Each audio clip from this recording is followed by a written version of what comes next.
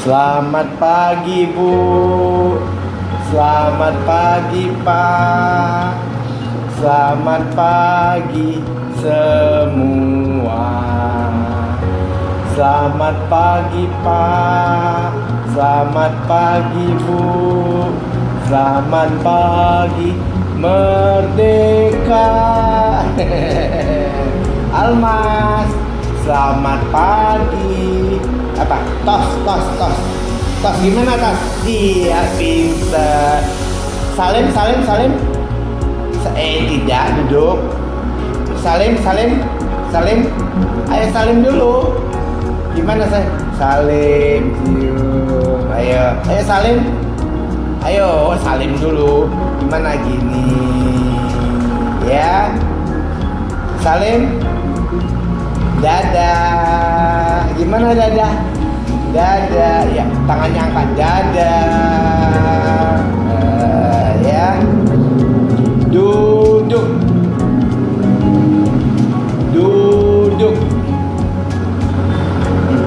Tidak. Mama. Mama. Ayo gimana? Musa lihat Pak Tony. Mama. Ayo. Lihat Pak Tony dulu. Tidak. Lihat Pak Tony. Musa lihat Pak Tony. Mama.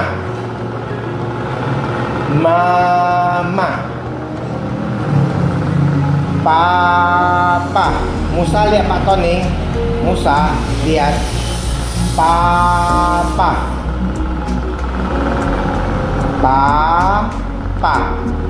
Lihat. Papa. Ayo. Musa lihat. Lihat Pak Tony. Iya. Lihat Pak Tony. Lihat. Papa. Ayo. Papa.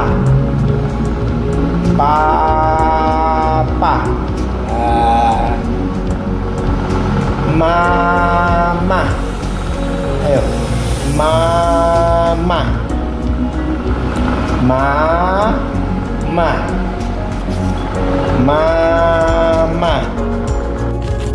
Hai, selamat siang, salam jumpa kembali dengan saya Tony Wijaya dari Biro Psikologi Bina Asih Palembang.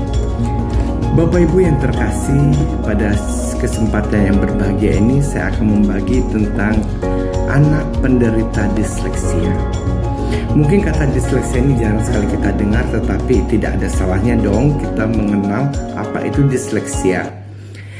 Disleksia adalah gangguan belajar yang ditandai dengan kesulitan membaca. Nah, mungkin di zaman sekarang banyak sekali anak-anak kita mengalami kesulitan membaca atau kesulitan berbicara. Dimana kita tahu dalam anak usia 2 tahun seharusnya dia sudah memperoleh kurang lebih 50-100 suku kosakata. Tetapi bagi anak penderita disleksia itu dia masih belum dapat berbicara atau belum sulit untuk mengeluarkan kata-katanya. Oleh karena itu mari kita mengenal gejalanya. Itu yang pertama, yaitu keterlambatan berbicara. Jadi anak disleksia itu menderita keterlambatan berbicara. Yang kedua, sulit untuk belajar kata-kata baru. Jadi dia lebih monoton pada kata-kata yang lama atau yang paling sering dia dengar. Yang ketiga, masalah pengucapan kata-kata yang benar. Itu juga sering kali membingungkan si pendengar. Karena apa? Karena anak penderita disleksia itu sering kali mengatakan dengan kata-kata yang tidak sempurna atau yang kurang jelas. Gejala yang keempat adalah anak disleksia sulit untuk mengingat atau menyebutkan huruf, angka, maupun warna. Oleh karena itu anak disleksia, jika kita mengajarkan dia untuk berbicara, dia seringkali melihat kita, melihat gerakan mulut kita, supaya kita dapat berbicara secara perlahan-lahan dan dia dapat menirunya. Yang kelima, anak penderita disleksia sulit mempelajari atau mengucapkan atau menyanyikan lagu anak-anak. yang sudah umum. Misalnya lagu Balonku, Naik-naik ke puncak gunung. Nah, anak penderita disleksia tidak bisa langsung menyanyikan atau mendengarkan langsung menyanyikan, tetapi dia harus mendengarkan berulang-ulang kali. Nanti suatu waktu dia baru bisa mengucapkannya atau menyanyikannya. Oke Bapak Ibu yang terkasih, setelah kita mengenal gejala-gejala disleksia, maka saya akan memberikan beberapa tips untuk Bapak Ibu supaya anak kita bisa segera sembuh bahkan bebas dari penderita disleksia. Tips saya yang pertama yaitu kita harus sering mengajak anak kita untuk berbicara. Sesering mungkin kita mengajak anak kita berbicara, maka anak kita akan bebas dari penderita disleksia. Yang kedua, mengajak anak kita berinteraksi secara langsung, baik dengan teman sebaya maupun dengan lingkungannya, di mana pada saat dia bermain kita hadirkan teman-temannya supaya dia dapat berkomunikasi dengan teman-temannya. Tentunya komunikasinya bisa dua arah atau lebih. Yang ketiga adalah memperbaiki pola asuh orang tua. Mengapa saya katakan memperbaiki pola asuh orang tua? Karena kebanyakan orang tua memanjakan anaknya.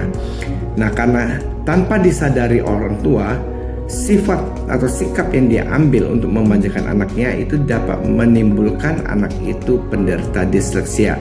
Saya ambil contoh, misalnya anak itu ingin makan, tetapi dia tidak mengatakan, "Ma, Pak, saya minta makan," tetapi dia hanya menunjukkan piring atau menunjukkan meja makan atau menunjukkan di sekitar meja makan.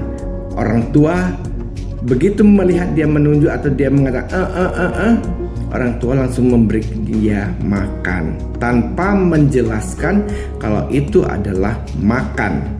Maka si anak lama-lama akan menjadi nyaman dengan apa yang pernah dia lakukan. Oleh karena itu dia menganggap tanpa dia berbicara, orang tuaku mengenal dan mengetahui apa yang aku inginkan. Yang keempat adalah melakukan terapi. Anak penderita disleksia menurut saya itu wajib menjalani terapi. Terapi berbicara ataupun terapi perilaku.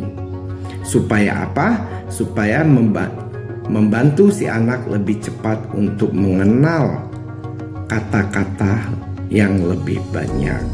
Terapi tersebut bisa Bapak Ibu lakukan di lembaga-lembaga psikologi atau di pusat-pusat terapi, khususnya terapi berbicara.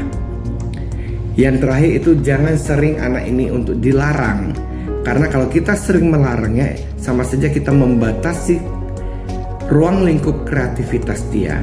Oleh karena itu bebaskan anak kita untuk berkreasi, untuk mengembangkan bakat minatnya supaya apa yang dia inginkan dapat dia capai. Nah, itulah Bapak Ibu dari saya. Semoga semuanya dapat berguna untuk Bapak Ibu. Salam psikologi.